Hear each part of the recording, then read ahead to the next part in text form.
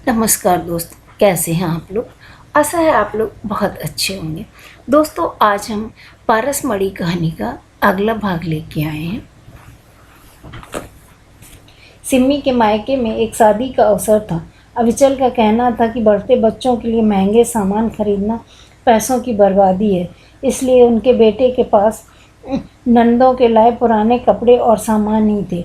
उन सामान में बेटे को लेकर मायके जाना सिम्मी को गवारा न था।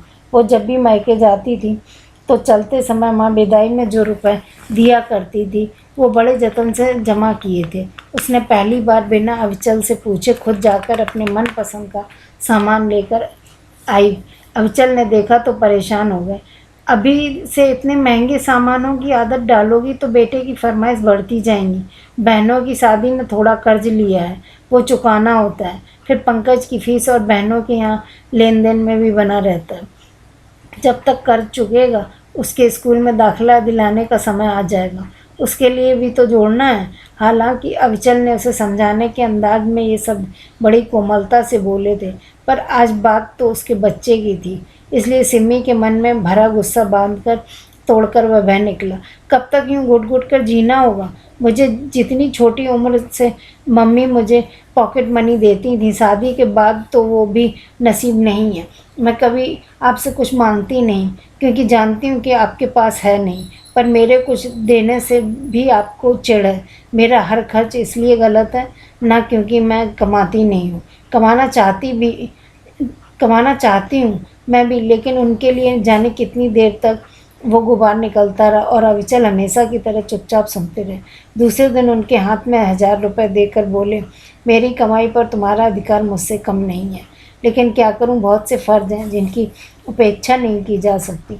लेकिन ये तुम्हारी समस्या का अच्छा समाधान है जो तुमने कल सुझाया। मैं हर महीने तुम्हें पॉकेट मनी दिया करूँगा, ये रुपये सिर्फ तुम्हारे होंगे, इनसे जो चाहो खरीद लिया करना। उसी दिन रात के 10 बजे किसी ने दरवाज़ा खटखटाया। खोला तो एक विद्यार्थी था।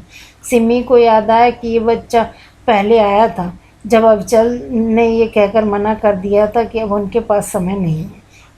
तो कैसी पॉकेट मनी के लिए सिम्मी के मन में टीस उठी, पर जल्दी उसने ये सोचकर झटक दिया कि ऐसे भी इस पाषाण हृदय से कौन सा मनोरंजन या आराम करना होता है। समय का पहिया अपनी गति से चल रहा था कि एक दिन कार्यालय से लौटते समय एक ट्रक ने अविचल के स्कूटर को टक्कर मार दी। हॉस्पिटल में आईसीयू में अविचल की हालत देखकर सिम्मी स्तब्ध रह गई। उसके लिए तो हाथ पैर दिमाग सब ने काम करना बंद कर दिया था।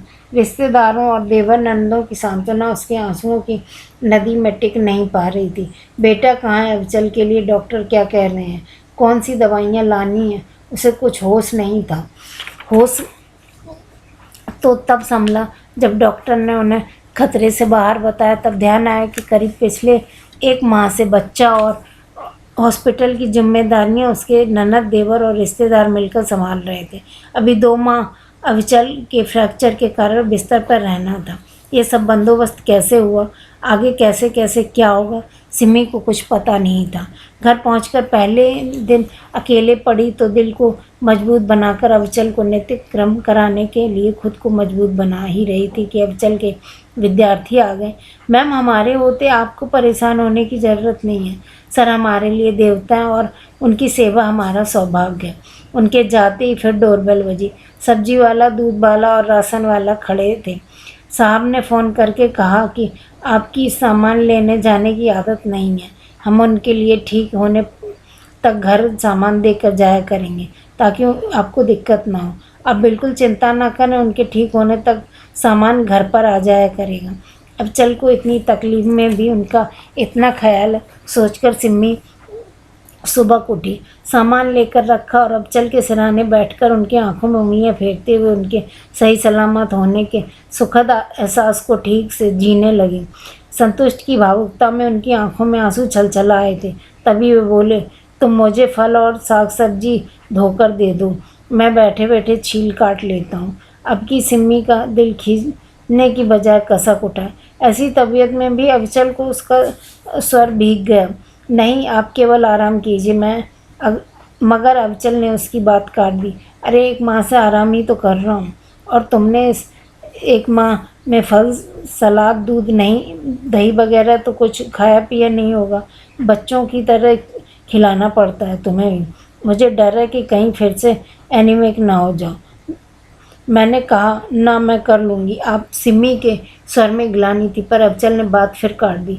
नहीं, तुम 1-2 दिन कर भी लो, फिर नहीं करोगी। मैं जानता हूँ तुम्हारी इन चीज़ों में मेहनत करने की आदत बिल्कुल नहीं है। मेरी आदत ख़राब है तो आप मुझ पर गुस्सा कीजिए, मेरी आदत बदलिए, खुद को सज़ा क्यों देते हैं? मैं बहुत बुरी हूँ ना? आत्मग्लानि से उसका कंठ अवरुद्ध होने लगा, मगर अबचल का स्वर अब भी सपाट था। नहीं सिम्मी, शादी जिस उम्र में होती है उस उम्र तक तो संस्कार बन जाते हैं, उन्हें बदला नहीं जा सकता। केवल अपनी मेहनत से अपने साथी को की कमी को पूरा किया जा सकता। और कौन कहता है कि तुम बुरी हो?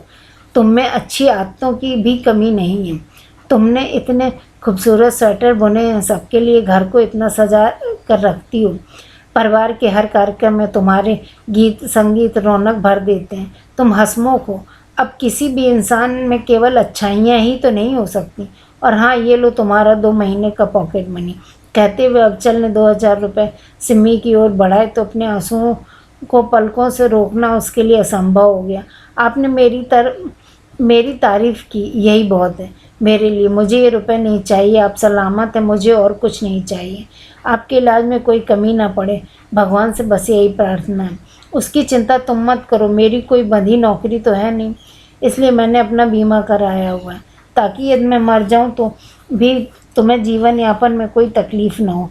मेरे इलाज का खर्चा भी बीमा राशि से निकलता रहेगा। अब बस भी कीजिए, ऐसी बातें क्यों कर रहे हो? कहते कहते अविचल से लिपट कर फूट फूट कर रो पड़ी।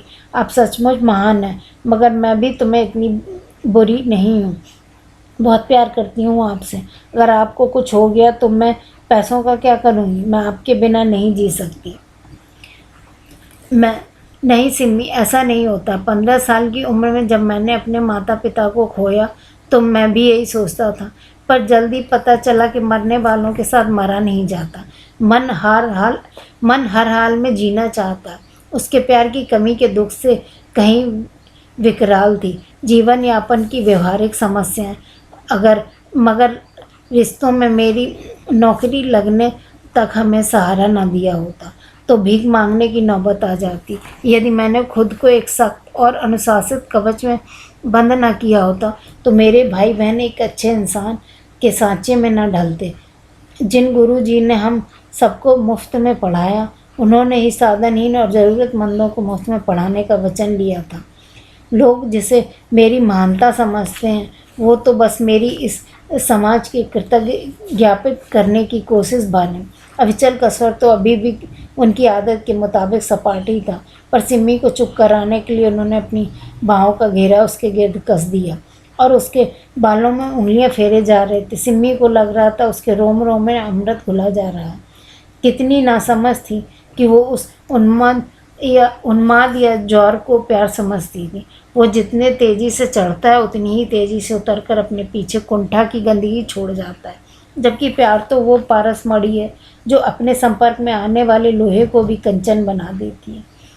अवरल के दिल में रखी प्यार की इस पारस मणि को उनके संपर्क में आने वाला हर व्यक्ति कंचन हो चुका था।